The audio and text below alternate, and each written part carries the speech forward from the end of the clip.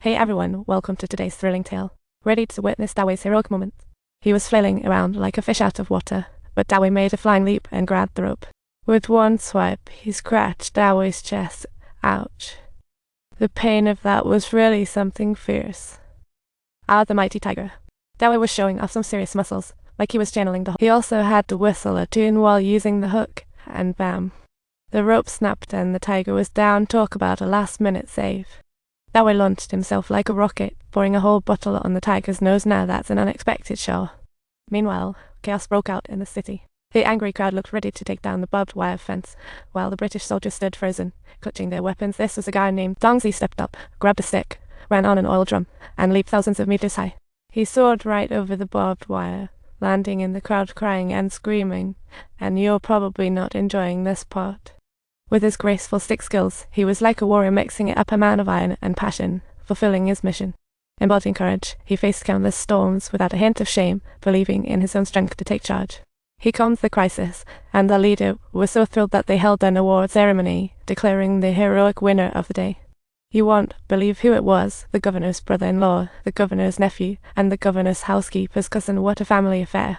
Dongzi had no idea this was a family business, but opportunity knocked again as Dawi arrived, looking for revenge like a romantic hero. Word reached the governor, and sparks flew.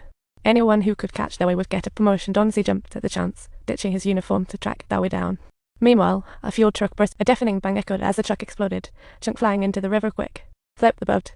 The towering flames quickly engulfed the kids, and Dawi and Dongzi witnessed it. They gestured in unison. Put it out. I can throw water 5 meters, so can I.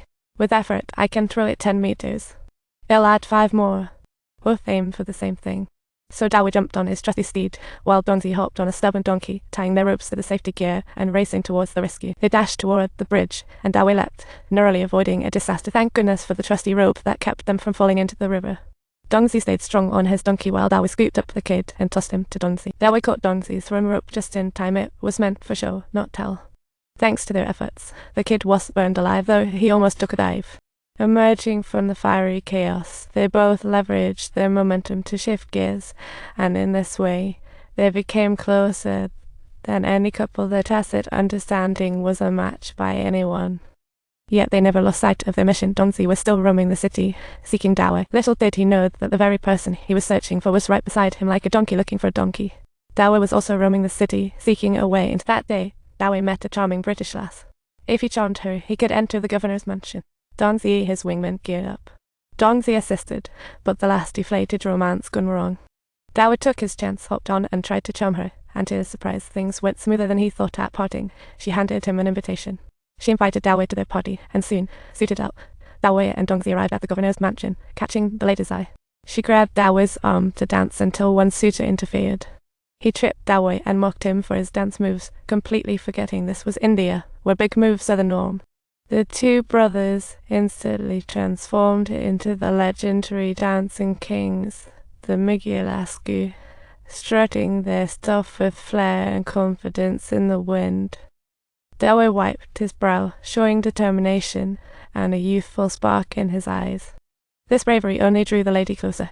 She invited Dawi to her home, only for him to discover it was the governor's mansion. Talk about a lucky break. What a cozy place, Dawi exclaimed in the governor's mansion, quickly finding his imprisoned sister. They were overjoyed to reunite, but as soldiers arrived, Dawi hastily bid farewell to his sister.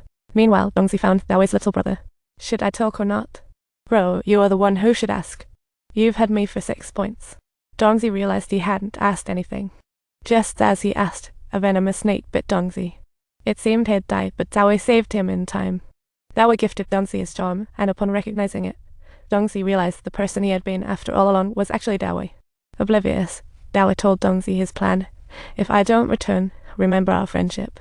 Those adorable little critters feasted royally, and as they left, they made sure to grab a snack to go.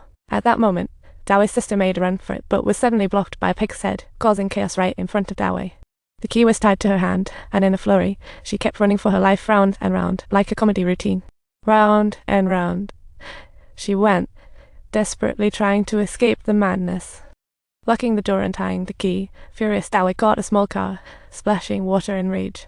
The pig's head seemed ready to charge at Dawi, causing him to explode with fury, ready to rumble. With a swift motion, Dawi knocked that soldier aside as if he were a train, quickly grabbing the key to free his sister. Just as he turned to rescue his sister, 4 horses thundered in, led by none other than his trusty sidekick Dongzi.